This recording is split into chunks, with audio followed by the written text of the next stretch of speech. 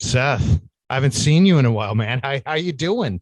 I know I ghosted on you. I apologize, but I'm well. I know I've been busy. You've been globetrotting in Mexico, so it's good to kind of be back at home base and doing this face to face, at least online. How are you, man? Yeah, I can honestly say today I had a Mexican breakfast in Mexico, and then I had a Chicago lunch.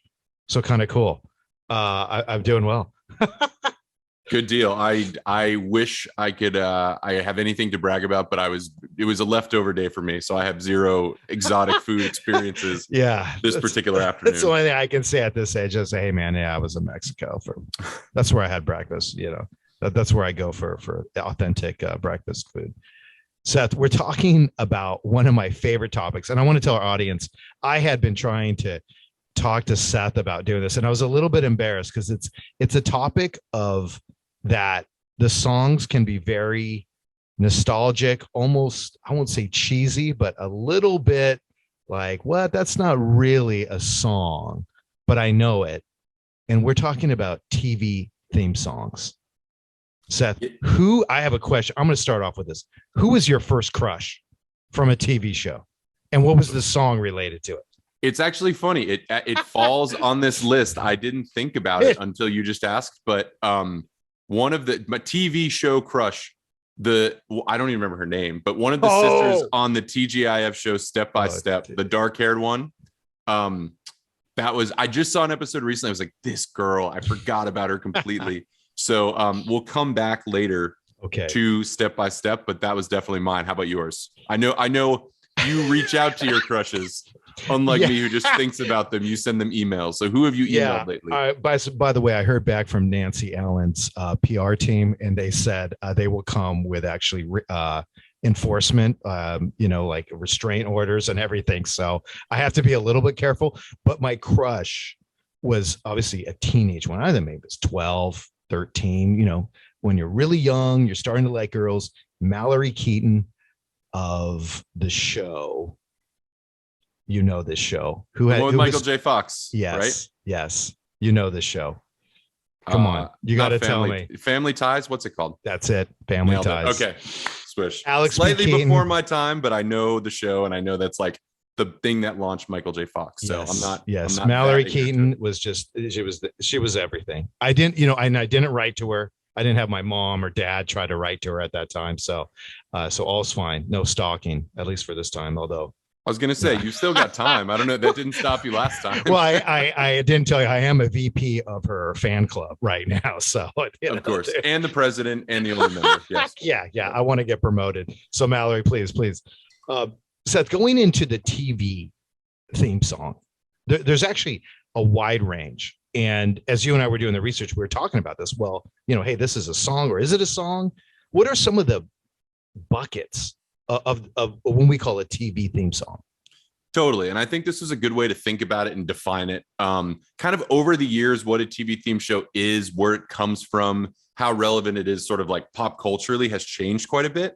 And I think some of the buckets are dictated by that. But what we talked about ahead of time is first and foremost, kind of the original, this idea of the TV only, almost like a jingle. It's 30, 40 seconds, just enough to get through the intro.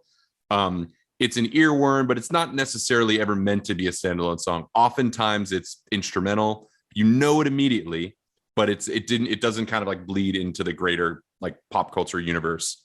Then you've got songs that were written for TV, but became so popular, so ubiquitous because of the popularity of the show or the lack of other stuff going on, which we'll talk about later, that they kind of did bleed into either the top 40 or, pop radio in general.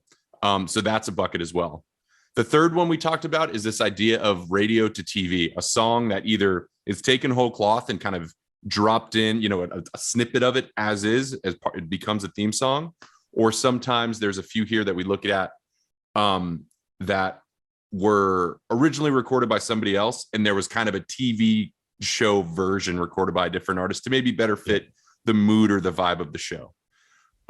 There's also this idea of sort of like not the celebrity cameo, but the rock star drop in, where they'll go get someone very famous to either kind of write a song that becomes the band's or is just like a very consistent sound. We'll talk about a few of those. And then the last one we thought just worth mentioning, less of a category, but a thing that will happen occasionally, is this idea where like someone from the show who's maybe even singing the theme song becomes famous musically in addition to the show as a result of it. So like we talked about the idea of the Partridge Family, which, you know, the Partridge Family was pretend, but then they also ended up like being a band and touring. You could say the same thing about the Monkees, later on Hannah Montana, like artists in the TV show that were never real until there was so much demand for them that they became real. And so it was kind of fun to tease this apart because I didn't do the anthropology of TV theme song shows, but there is a lot of variation, and this was fun to dig into. I think it's a fascinating aspect because there's songs that everyone knows, yet, you know, maybe your establishment would say they're not real songs. Like, you know, it's not a song you would actually, you know, put on and dance to, and someone would take it seriously as serious art. This is just the promo so you can release the credits to the sitcom. But in fact, some of them are just really good. And some of them have, and as you mentioned, some of them have become #1 hits. Yeah, it's crazy. And one thing I wanted to talk about with this is we pulled kind of the top charting Billboard theme songs. We can run through a few, but the common theme that I observed, and I think maybe I just mentioned it, was like, especially, it seems like mid to late 60s when there was not a lot of, frankly, pop. I mean, like, I don't want to say the Beatles invented pop music, but like up until that time, besides maybe like Elvis, a lot of what was on the charts was like classical music and instrumentals. And so it was not as unusual to have kind of a novelty song in the top 40. But it seems like if you had a show between like 1965 and 1968 it was kind of popular, you had like a top 10 hit from the theme song. Yeah. We had, you know, shows like Welcome Back, Kotter, which we'll get into a little bit, but like Secret Agent Man, Hawaii Five-0, Dragnet, Happy Days, Addams Family theme song. All of those themes were in the top 10 of the Billboard charts at a certain time. Many of them, like Addams Family is the most novelty song. Like I learned it in kindergarten or something, but that was a top 10 hit. So that's kind of what a lot of the songs that charted. Miami Vice was #1. And that was like so pop culturally relevant that's kind of a different thing. But like these other ones, it's just like if you were popular and there was 3 channels on TV, everybody knew the same song and everybody bought the 45 for, you know, 50 cents and so climb the charts. I think we have to remind everyone that at the time there weren't hundreds of channels. This is everyone's watching one of 4 shows. So if you have a song, as you said, if it's good or bad, everyone's going to know it, and you're going to know it exactly for that show. Yes. So, and they're not writing horrific jingles. I mean, they're okay, but it's like because everyone knows them, they're popular. Yes, maybe formulaic, but not necessarily bad. And like there are a lot of bad TV theme songs, but I think going through this list and doing this research, like a lot of these are like, oh, even if it's a minute long, like this is a good song. You'll actually see a trend where some of them that were good snippets later became full songs because they were so popular. There was demand for them. And so they were almost like fleshed out outside of the show and became hits into their own right. Exactly. And I think as you saw, as the shows progressed and everything became more sophisticated in terms of the writing, the actual content, and also the music, they started to realize that had power. And so at least based on the research, they were hiring more established writers. They were getting very, very, I would say, pop stars, you know, not just kind of on the fringes, mainstream stars to write a song. I think to me, Welcome Back, Kotter was one of the best examples of John Sebastian of the Loving Spoonful writes this song that hits #1 in '76. That still is a great song independent of the show, which was maybe not the best show. And it's also good. Yes, and I agree, and it was a popular show. Yeah. But it's also that's one that this is almost like a sub category of these shows, which is to say a theme song that actually kind of like describes the show. Like I think you see that a lot less now, but it's like if you didn't know what you're about to jump into with Welcome Back, Kotter, you could probably listen to the song and be like, okay, I get it. It's a teacher. They bust his balls. Like, I got it. Cool. Let's watch. Like it were a lot more of a storytelling mechanism back in the day. Yeah. And I think one thing you mentioned is, especially now, as you're listening, is the nostalgia when you think of that show. When you think of the song, you immediately go to the show. And that's why I think some of these are still so beloved. And why it's for me is such a great topic, man. I had so much fun. But going, Seth, so as we go into these buckets, for example, number one, the jingle. What are some good examples of just a pure jingle? A song you can play, over 3 minutes. Yeah. I think for me, one that came to mind was I think the Cheers theme song is a good example of this. Mm-hmm. This was like jingle written for the show. Again, kind of a good descriptor of what the vibe of the show is in a very short, succinct little song. Really catchy. Literally got an Emmy nomination. So actually was kind of acknowledged as a good song. And this is one that was written as a 1 minute jingle that actually sort of broke out. And the songwriter, Gary Portnoy, who's written a couple other theme songs as well, kind of built this out into like 3 or 4 verses. And so if you go on Spotify or something, you can look it up and you're like waiting for the chorus to hit. And then there's like a dun, dun, dun. And then it's like second verse, it throws you off because it's like, oh, this is a different real song. Yeah. Like it's kind of fun. Well, that's it. You say, oh, it's a real song. Like yes. It was independent of the show perhaps, but in fact, yeah, it was like, oh, it was a sample. It did well. Well, let's just do another couple verses. Totally. We're going to like it. Well, for me, one that I think is a great example and a maybe more modern example is The Office, the US version. The song, I don't even know how to describe it. It is so simple. Everyone who's seen the show will know it immediately when they hear the first notes. And it's almost like a loop playing. It doesn't have, so essentially a beginning and an end, so to speak, in a traditional song. It's by the Scrantones, right? Because the shows take place in Scranton. But it's almost, I don't know how to describe it, Seth, like one of those subconscious things that when you hear it, you think of the show. So when you hear it, go put on the show.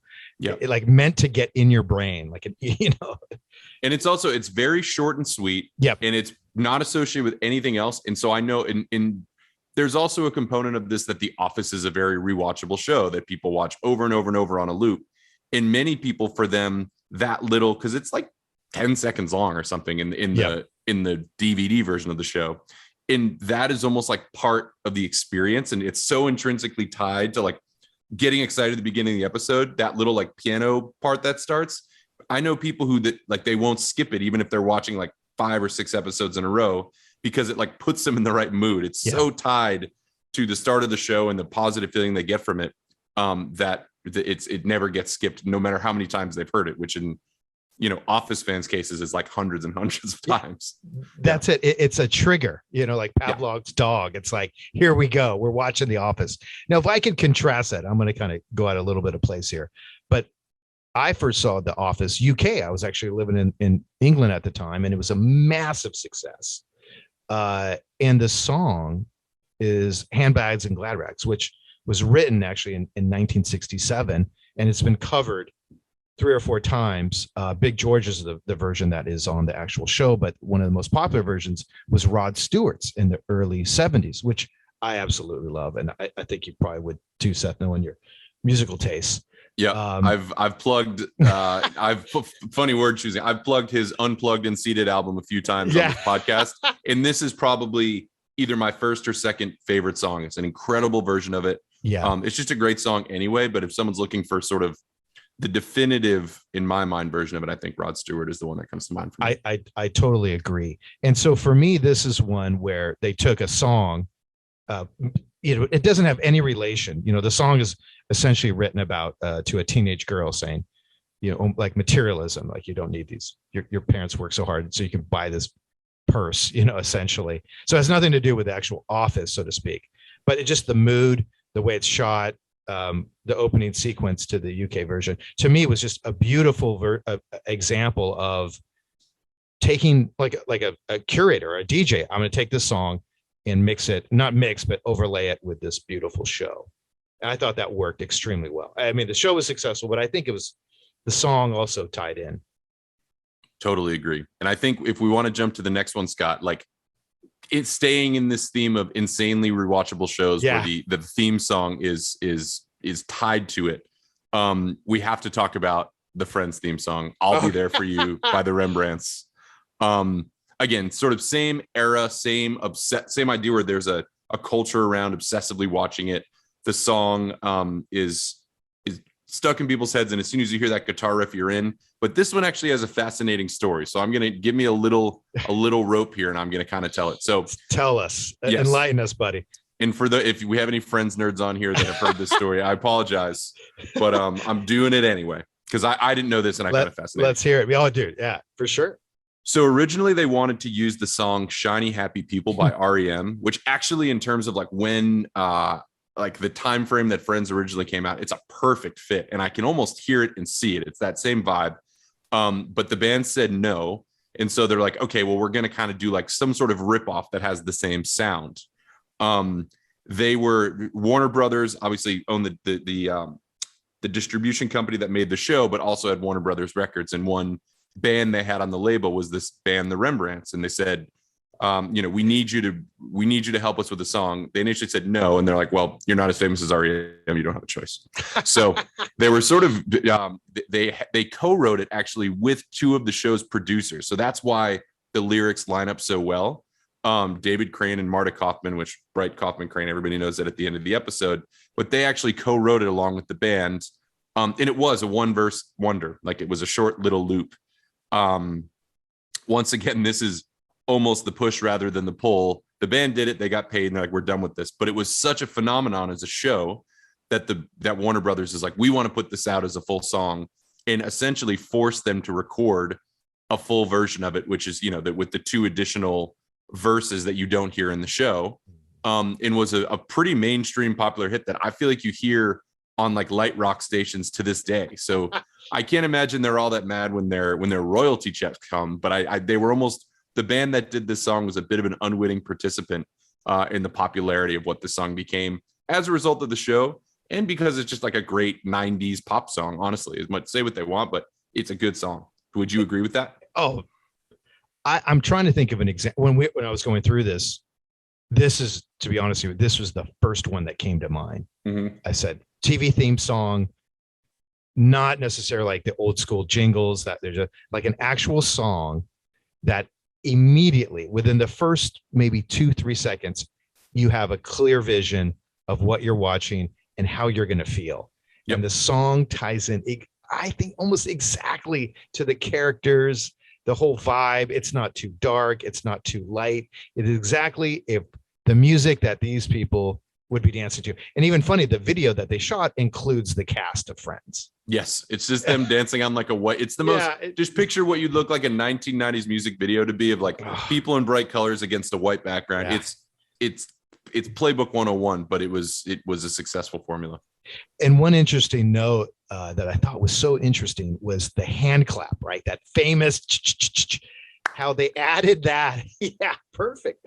They added that at the end, and it was like, hey, I think we need to add this. And they said that was the most significant addition to any song.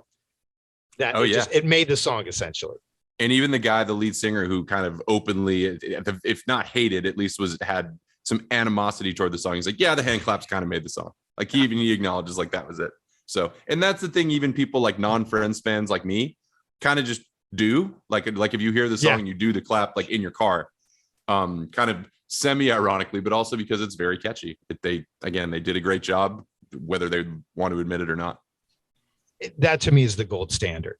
If you're right, I mean, you have the ultimate match. So I think it's a great place to start. But we have some others on the list that are, I won't say just as famous, but very influential in terms of TV theme songs. Seth, what other ones here that we got to talk about? If we want to push back in time a little bit, I think talking about Thank You for Being a Friend by Golden Girls, that's another one where it's just like a fun, kind of does a great job of like explaining the show, but this one was unintentional. This is actually like what I would call like an AM Gold kind of song, like, mid to late 70s, not quite soft rock, but very poppy, very bouncy. Andrew Gold, who has, songs like Lonely Boy, has these other really popular songs. Yeah. Almost yacht rock. He's a yacht rock kind of guy in a little bit. I would absolutely put him on the yacht rock playlist. He sort of slips in the back door, but 100% yacht rock kind of guy. And that was just, again, another one where this is a full length song that exists, that was popular in its own right within reason. And then it was repurposed, female voice, slowed down a little bit, and kind of is a good thematic alignment with what the show's about. So that's a fun one. And you put it on the list here, Scott, but I was going to mention it too. There's a hilarious gospel remix of a guy singing just like the show's version of the 30-second song that is worth, just if you Google Golden Girls gospel remix, it's worth a minute of your time. No, dude, it is. I want, when I get older and I'm approaching that age rapidly, like I want to be singing the song with some ladies in Florida, dude. This is it's a great song. It's something to aspire to. Okay, the one I want to talk about, and we've mentioned this before a little bit in terms of hip hop and kind of rap songs, is the Prince of Bel-Air, the Fresh Prince of Bel-Air, which, you know, most people don't know what they had for breakfast, but yet they can recite these lines. And almost like a Vanilla Ice, you know, Ice Baby, you just mention a couple and they'll just read you the rest. And this, to me, again, like Friends, it's that 90s magic. Just everything about the show. It's almost the perfect TV theme song. I'm going to go down on record and say that. I support it. And I think it's, you know, we talked about Summertime a couple episodes ago by Will Smith. He's very good at like just telling a very concise story and like I mean, you know, that talk about an example of like, I'm going to tell you what you're signing up for right now as you dump into the show.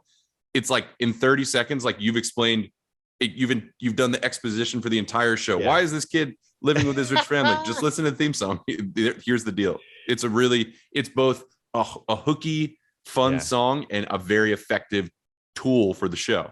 Oh, so it covers both bases. It is, you know, he's almost like a modern day Homer, you know, the Greek poet, you know, that dude. I mean, his poems were like, you know, maybe like thousands of pages long. But if you could imagine the guy was a poet and is imagined to tell a story, you know, here we have a warrior named Odysseus, and he's, you know, you can imagine the modern day. So Will Smith, who would have known? Will Smith, modern day Homer, I think is a think piece waiting to be written by you, Scott. So Fresh Homer of Bel-Air. There you go, buddy. Well, okay. Some of the other ones you mentioned. Cheers. Hannah Montana. Absolutely famous, huge win for Disney. What was going on with this? It's a little. This is an interesting one. Yeah, no, and nor was I super deep in the Hannah Montana verse, but kind of even. Wait, like you got all right, Seth? Were you part of the fan club? I mean, it's okay. I mean, I'm telling you about all my fan club subscriptions. I was not. It was like right between my brother and I, so I didn't even watch it like in passing. But I will say this, just in terms of like the Disney machine of like, we've got this girl. We're going to make her a pop star by making a show about who she's already a pop star. And we're going to have songs that are so good and so catchy that once again, kind of tell the story of what the show's about. Yeah. That, I mean, as much as we can laugh about it, the reality is Miley Cyrus has been famous for maybe not 20 years, but 15 years now. In this show, in this song kind of launched her career. So it's almost like not to be cynical, I guess, but it's like, this was clearly like very tactical. Like, we're going to write her a song that explains her background and that's going to launch her career. And it fucking worked. Like, they nailed it. It is a catchy pop song and it kind of opened the door for what her career became. So hat tip to the Disney verse. Well done. Well, if you think about, on one side, you have movie soundtracks, right? John Williams, these Star Wars, Jaws, it's just absolute beautiful orchestrated moments of music. And then you have commercials, right? Like Procter and Gamble, where they have a little jingle just so it gets in your head. So when you're at the store, you'll be like, oh, and you know, Liberty Mutual, and you'll go freaking buy insurance, whatever. This seems like almost like the medium of that, like in the middle. Yes. Where it's like, yes, it's not quite, you know, art, but it's also not advertisement. But yet, as you said, Seth, there is a rationale, like there is a strategy for the TV theme song. Yes, we're gonna put this girl on stage, and like I said, present her as a pop star already. So then, when we send her on tour with these songs written by, you know, a room full of very talented songwriters, she's kind of already a star in the eyes of her young fans, kind of manufactured from scratch. And so that's actually really fascinating. And I can't think of a more successful example of doing this. So Yeah, it's really a science, and it makes money. I mean, these songs become, even Game of Thrones and some of the more modern dramas with a little more, I'd say, sophistication, still insanely popular, still gets lots of downloads on Spotify. So it's just not kind of a corny 30-second loop, if you will. Totally. And I think we can probably do a whole other episode on like kind of proper TV show and movie scores, which we didn't really touch on here. But again, those, I like, Mad Men is one that comes to mind, Game of Thrones for sure, where that's like part of the getting you in the mood for it. We kind of stayed in the vein of like, what are pop songs that also kind of moonlight as theme song, or vice versa. But yeah, there's a whole universe we could dig into there as well. Well, what do you think about those pop stars that write, for example, Will Smith, or other examples where they're writing John Sebastian, they're writing songs for this TV show, if for in many cases, like a movie, you had Simon and Garfunkel write music for The Graduate, for example, some pieces there, Mrs. Robinson and whatnot. Totally. I mean, you don't see Mick Jagger or the Beatles, they haven't, is it like a less sophisticated form of art? Why haven't you seen, why haven't you seen them all going, hey man, I want what, I'm in line. I'm Paul McCartney. Let me do a Game of Thrones, like, concept album. It's a real good. However, I will say, oh my God, I forget what it's called, but Paul McCartney did write the soundtrack to a movie where he sang on the whole thing. I'm blank. Give my regards to Broad Street. I think it was. That was his movie. Trying to be a director. Kind of a fail. I will say that was a swing and a miss by Sir Paul. Very rare. Yes, very rare. But to your point, I think it's undeniable that most of those are like financially driven moves. You know what I mean? I don't think there's a lot of prestige in writing a TV show theme song, but it doesn't mean that it's not like a creative challenge. And so I'm sure at least what some of these guys and girls have told themselves is like, well, yeah, it's a paycheck and this is not going to be like a popular song for me, but it's an opportunity to flex my muscles and do some other things. And like a lot of it, flipping it on its head, before he was like an insanely popular singer, Barry Manilow's big thing was he wrote jingles. He wrote like the Band-Aid jingle. He wrote all of these very famous songs, and that was his foray into songwriting. So I wouldn't be surprised if some of these career songwriters probably have written more than you think they have, in terms like that maybe isn't the John Sebastian, we're going to take the sound of your band, but we're just going to take your talents and apply them to a more like capitalistic endeavor. So I would say maybe less of an art, but not like not a sellout move. I know we've talked about sellouts before. It's, you got to pay the bills. So that's right. And there maybe is a rumor that Paul McCartney wrote Nationwide is on your side. No way. For a split second, I was like, what? No. just on the piano, and boom, he's got money right there. He's already rich. Yes. Seth, as we round things up here, what is your absolutely favorite TV theme song that you listen to? And maybe don't tell anyone about it. Or maybe you tell anyone. What's your favorite? That's fair. I have a few I want to run through if you allow me the privilege. Please, that I think are worth acknowledging. Or number one, one of them is the song California by Phantom Planet, which was used for the show The OC in like the 2005 range. I mean, not an amazing song, but like very much captured the time and the place, kind of understood what the show was. I mean, it just, they're saying California over and over, but even I'm telling you, like the opening piano feels like kind of like the waves on the Pacific Ocean. It's a beautiful song. And I think that one stands alone as a pop song, even though it's absolutely associated with the show. Another one that I listened to, but kind of like a little half jokingly, is the song Corona by the Minutemen, which is the Jackass theme song. Oh yeah. That's another one where the three notes are down, like, and you know it right away what you're watching, what you're signing up for. And that's a Hall of Famer for me. One honorable mention, and then I'll let you go really quick, Scott, is let's hear it. The king of my era of TV shows was Jesse Frederick, who wrote and performed like every song on TGIF, which I somehow until later never put together that it was the same guy singing, but he did Perfect Strangers, Full House, Family Matters, Step by Step. He wrote and performed all of them. Like if you watch the show at a certain era, those shows were just like 4 back to back. and it's the same fucking dude who's crazy. So he's like quadruple cashing checks every Friday night. Wait, Seth, he's kind of like the Kenny Loggins. He is the soundtracks. He's the TV Kenny Loggins. That's a great call by you. That's a great call. Yes. Family Matters, filmed right here in Chicago, right? The house that they knocked it down, but I live about a 10-minute walk from where the Family Matters house is. For our female fans, there you go. Now you can start harassing Seth. You know where he lives. Exactly. If you can dial and in then my neighborhood. I have to tell them where I live. So please, after Seth, can you come by and say hello to me? Please stop by. Please stalk me. Just say hello. All right. What are yours, Scott? What's your Hall of Famer? Okay. Here? First of all, I've been waiting to say this. Okay. And I was a little bit embarrassed, just kind of like my Nancy Allen or, all the other stuff I've done. Okay. And for my friends that are listening that know, I'm a huge Brady Bunch fan. Huge. Somehow, as I get older and life gets harder, I start watching it more and more. To say it's kind of like what my mom, when she calls and says, "Scott, everything's going to be okay." That's like the equivalent of a Brady Bunch episode. And the Bradys are their songs. Okay, you have the Brady Bunch theme, which I love. Okay, but we talked a little bit about like Hannah Montana in the show. They actually do their songs, so they quickly realized that Brady Bunch were growing and growing. They started to have these episodes where they were doing songs as the whole family, if you will. And I love it. There's a song called "Time to Change," which I'll put, if you're cool with it, Seth.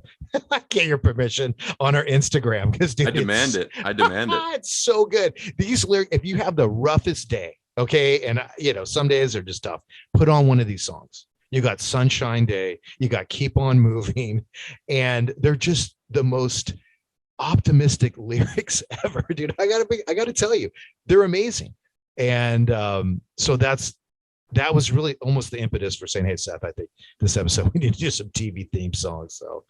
So that's like it, buddy. Who needs therapy when you got the Brady Bunch album? Throw on your Marsha wig and just dance the day away. That's right. Everyone, if you're struggling, just remember what Greg Brady said. Just keep on moving, right? That's all. That's the answer to all your problems. Greg, that's deep as hell, my dude. Well, listen, hey, everyone, thank you so much. It's good to be back. Seth, it's good to be back with you back in the States. And just want to say a quick shout out to all my friends in Mexico. Thank you. Dr. Rodrigo, thank you for saving my life. Seth, I'll tell you what happened, everything. I'm fine, but just want to say thank you. I look forward to that scoop. Everyone, listen, have a fantastic weekend, and we'll see you next week. Stay alive, Scott. I can't host this thing alone. I need you. See you, buddy. All right. See you, man.